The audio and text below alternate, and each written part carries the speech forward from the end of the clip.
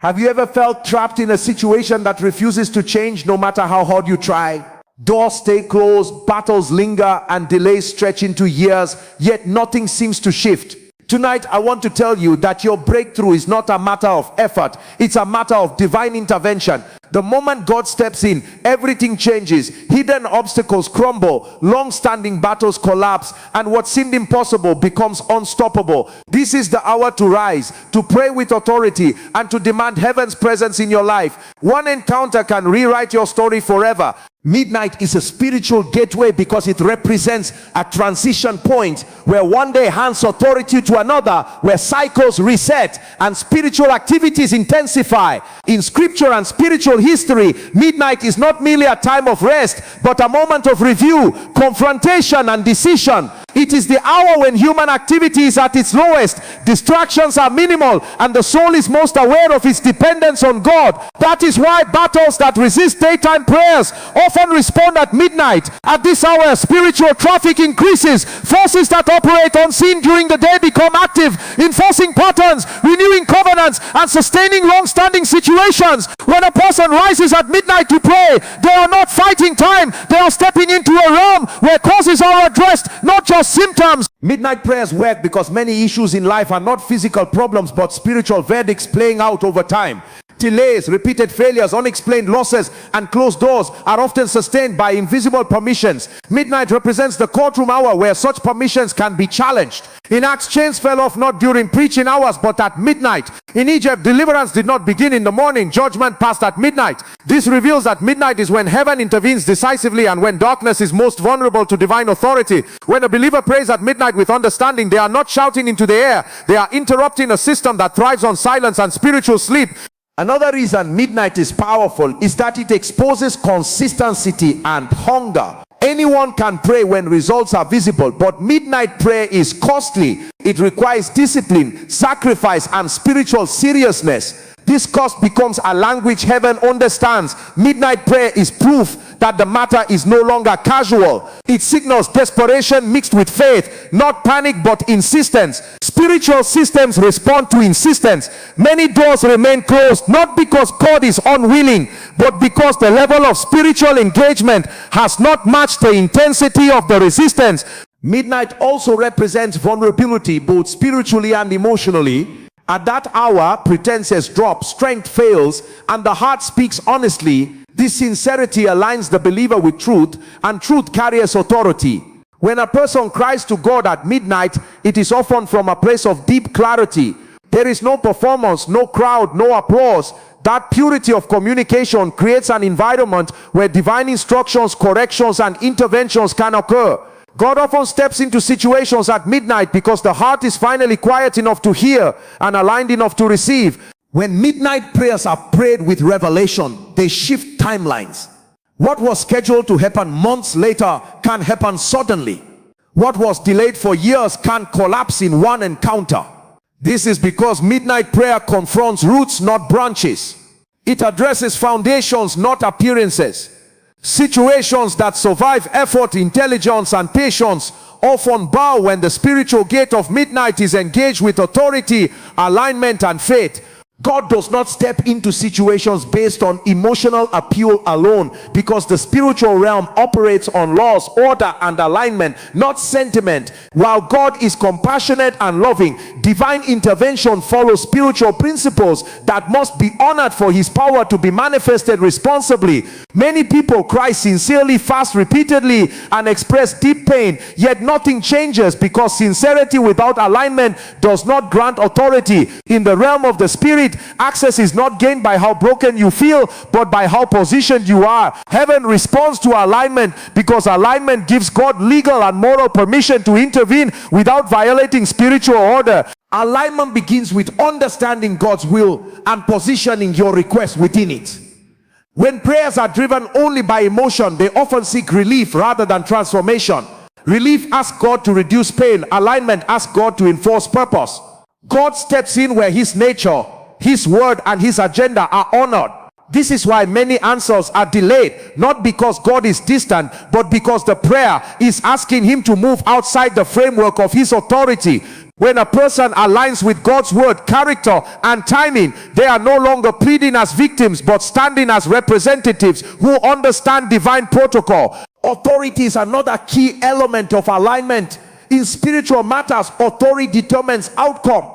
God does not override systems casually. He empowers people who are aligned to enforce his will. Emotional prayers often focus on how bad the situation feels, but authoritative prayers focus on what God has already spoken. Authority speaks from agreement, not desperation. When you pray from alignment, you are not asking God to notice your situation. You are invoking his verdict over it. This is why Jesus did not shout emotionally at storms or demons. He spoke with authority because he was perfectly aligned with the Father's will. Alignment also involves obedience and submission. God stepping into a situation requires that the person inviting him is willing to adjust their life to sustain the change that intervention will bring. Emotional prayers may seek a breakthrough, but misalignment can destroy what God gives. Heaven is careful. God often withholds intervention until character, obedience, and structure are in place to protect the answer. This is not punishment, it is mercy. Alignment assures heaven that the intervention will not become a future burden or judgment. Another aspect of alignment is timing. Emotion wants instant answers, but divine authority respects seasons. God may delay not to deny, but to synchronize your situation with a larger purpose. When alignment is achieved, timing accelerates. Suddenly, doors open, help appears, and resistance collapses. This acceleration is not random. It is the result of systems coming into agreement. When alignment is complete, God does not need persuasion. He steps in naturally, powerfully, and decisively. When authority replaces emotion, prayers shift from begging to enforcing. The believer stops trying to convince God and starts agreeing with him. This agreement is what gives prayer weight in the spirit. God steps into situations where alignment creates a legal platform for intervention, where authority replaces emotion, and where his presence can alter realities without violating divine order. Situations persist when divine intervention is delayed or resisted, because every condition in life is sustained by an active force, either visible or invisible. Nothing continues by accident. When a problem refuses to change despite effort, prayer, intelligence, and time, it is often because there is a higher influence maintaining it. Divine intervention is the interruption of that influence, and until it happens, situations obey the strongest voice speaking over them. Many people assume that time automatically solves problems, but in the realm of the spirit, time only strengthens whatever has authority. If God does not step in, patterns become permanent and delays turn into cycles. Delay in divine intervention does not always mean absence of God. It often reveals unfinished processes. God works through order, and when certain spiritual, mental, or character alignments are incomplete, intervention is postponed. This postponement is not punishment but protection. If God intervenes prematurely, the individual may not have the capacity to sustain the change. For example, a door may open before wisdom, discipline, or maturity is developed, leading to greater damage later. In such cases, the situation remains not because God is unwilling, but because the foundation required for lasting transformation is not yet established. Resistance to divine intervention can also come from the human side. Persistent disobedience, divided loyalty, or hidden compromise can limit God's involvement in a situation. God does not force his way into environments that reject his authority. When a person desires God's help but resists his correction, the situation becomes stuck. This resistance may be subtle, such as refusing to forgive, ignoring divine instructions, or holding on to harmful patterns while expecting change. Spiritual resistance creates legal ground for situations to remain, even when prayers are frequent. Another reason situations persist is spiritual opposition. Certain battles are not sustained by personal failure but by organized resistance in the unseen realm. These forces thrive where divine authority has not been enforced. Without intervention, such opposition grows bolder over time. This explains why some problems intensify instead of fading. Darkness exploits delay. When God's authority is not actively invited and enforced, opposing systems assume continued permission. This is why some situations only change suddenly after a decisive spiritual encounter. The authority sustaining the problem is broken at once. Human endurance can also unintentionally sustain situations. When people adapt to pain, normalize delay, and learn to survive dysfunction, urgency disappears. What you tolerate gains longevity. Sometimes divine intervention is delayed because the person has adjusted too well to what should have been confronted. God responds to insistence, not resignation. When a situation is managed instead of challenged, it remains legally in place. Intervention often comes when tolerance ends and faith demands change. When divine intervention finally occurs, situations that seem to permanent collapse quickly. This sudden change proves that the issue was never complexity but authority. What remains for years can disappear in moments when God steps in because the sustaining force has been removed. Persistent situations are not always signs of God's absence. They are invitations to deeper alignment, greater authority, and more intentional engagement with divine order until intervention is fully released. Prayer is not begging, because begging assumes weakness, uncertainty, and lack of authority, while true prayer is an act of enforcement rooted in relationship and understanding. In the spiritual realm, those who beg speak as strangers, but those who enforce speak as sons. Begging tries to persuade God to act as if he were reluctant or unaware, but enforcement aligns with what God has already decided and gives voice to his will on earth. When prayer is reduced to emotional pleading, it loses its legal strength. God does not respond to desperation alone. He responds to agreement. Prayer becomes powerful when it shifts from asking God to do something new to declaring what heaven has already approved. Every effective prayer begins with revelation. Without knowing what God has said, prayer becomes guesswork. Enforcement requires knowledge of divine verdicts. When a believer prays from scripture, understanding, and spiritual insight, they are not requesting permission, they are presenting evidence. In spiritual terms, this is similar to a legal system where outcomes are enforced based on established laws, not emotions. Heaven honors its word. When you pray in alignment with that word, you are not raising your voice, you are raising authority. This is why short, confident prayers often carry more power than long, emotional ones. Enforcement also requires identity. A person who does not know who they are will naturally beg. Authority flows from identity. And identity is rooted in relationship. Those who understand their position before God speak differently. They do not plead for access, they exercise it. This does not mean arrogance or entitlement. It means confidence built on covenant. In prayer, identity determines tone. A servant begs, but a representative enforces. God responds to representatives because they carry his interests, not just their needs. Another dimension of enforcement is responsibility. When heaven releases a verdict, earth must execute it. God has chosen to partner with humans to bring his will into physical reality. Prayer is the bridge between divine intention and earthly manifestation. When believers pray, they are not informing God of problems, they are authorizing solutions. This responsibility is why prayer cannot be passive. Enforcement demands consistency, clarity, and persistence. Just as laws are upheld through continued application, spiritual verdicts are enforced through sustained prayer until manifestation occurs. Begging often focuses on the size of the problem, but enforcement focuses on the authority behind the solution.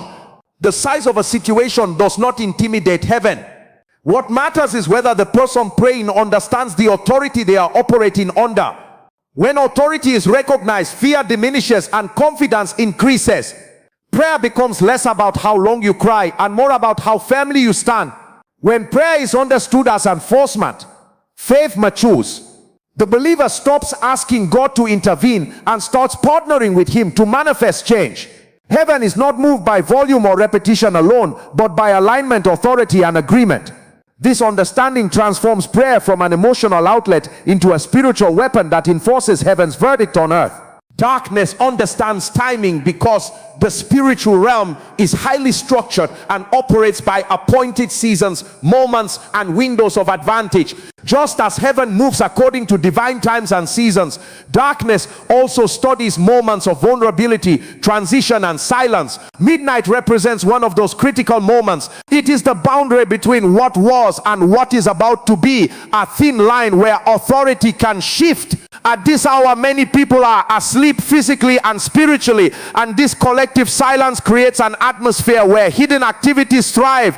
Darkness exploits moments when resistance is low, vigilance defense is weak and awareness is minimal. That is why certain attacks, dreams, fears, and spiritual oppressions intensify at night, especially around midnight. Midnight prayers confront hidden battles because many conflicts are not visible in the daytime.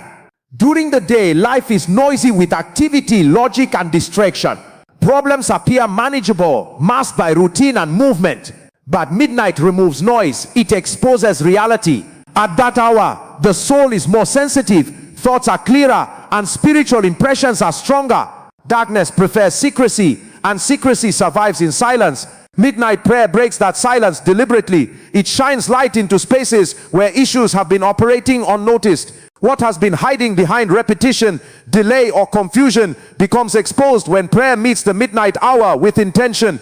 Timing is crucial because many spiritual transactions are renewed cyclically. Patterns do not sustain themselves automatically. They are reinforced. Some reinforcements happen at night when resistance is assumed to be absent. When a believer prays at midnight, they interrupt these renewals. They confront systems mid-process. This is why midnight prayers often provoke unusual resistance, fatigue, or distractions. It is evidence that something active has been challenged. Darkness reacts violently when its timing is disrupted because its strength depends on continuity. Interruption weakens it. Midnight also represents transition. Spiritually, transitions are dangerous moments because authority is most vulnerable when things are shifting. Darkness seeks to dominate transitions to control outcomes. This includes transitions between seasons of life, spiritual levels, opportunities, and decisions. Midnight prayer steps into that vulnerable moment intentionally and places divine authority where chaos seeks to rule. By praying at midnight, a believer declares that no transition in their life will be unmanaged or hijacked. Hidden battles often persist because they are never addressed directly. People pray generally, hoping time will resolve things, but darkness does not retreat from hope alone. It retreats from confrontation. Midnight prayer is confrontational by nature. It does not negotiate with symptoms. It challenges roots. It calls things by their real names. It addresses the unseen sponsors of visible problems. This level of engagement forces clarity in the spirit and collapses confusion. Darkness understands that if it can control timing, it can control outcomes. That is why midnight prayer is dangerous. It wrestles back control of timing and submits it to divine authority. When a believer learns to pray strategically, not just emotionally, midnight becomes a place of victory rather than fear, a moment of enforcement rather than vulnerability, and a gate where hidden battles lose their advantage. When God steps into a situation, protocols change and laws are suspended because the natural order is always subordinate to the divine will. Life circumstances and even spiritual systems operate according to certain rules, patterns, and expectations. These rules govern success, failure, delay, and opportunity. Under normal conditions, every effect has a cause, every outcome has a timeline, and every barrier has a structure. But when God intervenes, these natural and spiritual laws are overridden. What would have taken years, required effort, or been impossible suddenly becomes achievable. Doors that were legally and naturally locked swing open effortlessly. Systems designed to enforce delay are dismantled in moments. Intervention changes the rules, not because rules are broken, but because authority higher than the system now presides over the situation. Divine intervention is strategic and precise. When God steps in, he does not act randomly or without purpose. Laws are suspended in a controlled way, meaning the outcome aligns perfectly with destiny and divine intent. Timing, method, and magnitude are all carefully calibrated. Human logic cannot predict the pattern because it operates within a limited framework. What may appear as chaos or sudden disruption is actually the execution of divine protocols. Systems of delay, stagnation, or opposition collapse because they are not equipped to handle the presence of higher authority. This is why what was considered impossible becomes immediate, why long delays are terminated, and why unexpected resources appear in perfect alignment. Intervention affects both the visible and invisible realms simultaneously. Natural obstacles such as financial constraints, relationships, and career blocks are removed, while spiritual structures that enforce stagnation or resistance are neutralized. This dual effect ensures that the change is permanent rather than temporary. Systems that would normally resist correction cannot withstand divine enforcement. What previously required negotiation, persuasion, or compromise becomes automatic. Laws that once dictated timelines, limitations, or outcomes are effectively suspended because the higher authority has taken precedence. Another aspect of this suspension of laws is the shift in responsibility. When God intervenes, he often empowers individuals to operate under new authority. What was impossible under human limitation now becomes executable through divine enablement. People find themselves equipped with wisdom, strength, courage, or insight that was previously unavailable. Circumstances that required struggle or effort are now navigated with ease. The intervention is comprehensive. It transforms both the environment and the individual, ensuring that the outcome is sustainable and aligned with purpose. Finally, when God steps in, the concept of predictability is replaced by possibility. Situations that were once bound by routine, expectation, or limitation are no longer constrained. Laws and protocols that govern stagnation, resistance, or delay are suspended temporarily or permanently, depending on the situation.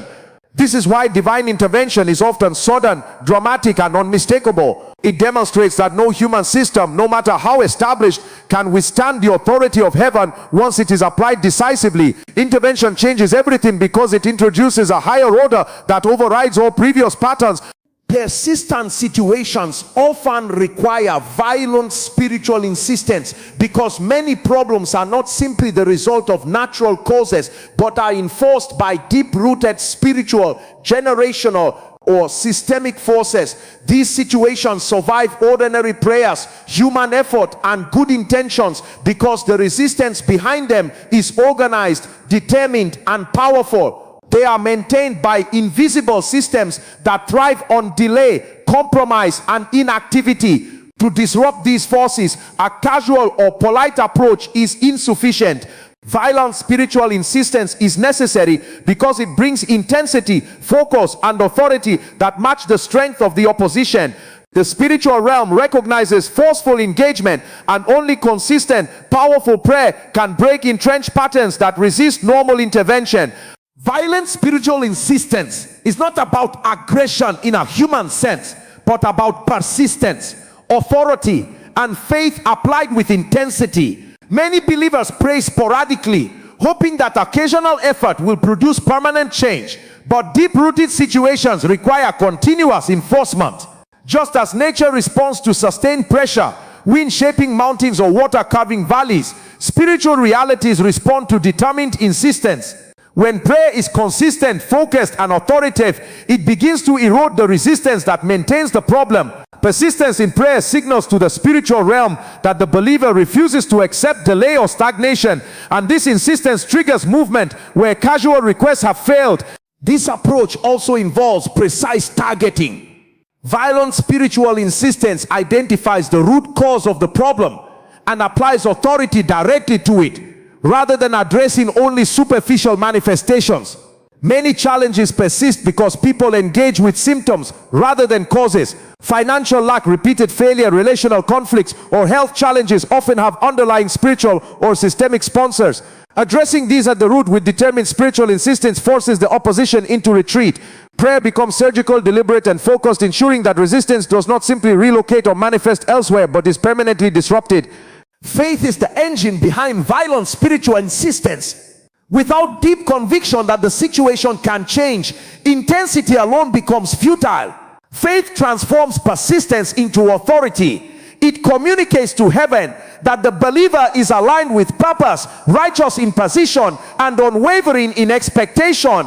Spiritual insistence fueled by faith demonstrates that the individual will not yield to delay, opposition, or discouragement. It activates divine power because the believer is not negotiating with circumstance but enforcing the authority of heaven over it. Faith ensures that the insistence is not desperate or emotional but effective and authoritative. Finally, violent spiritual insistence produces breakthrough because it forces the alignment of unseen forces with divine order.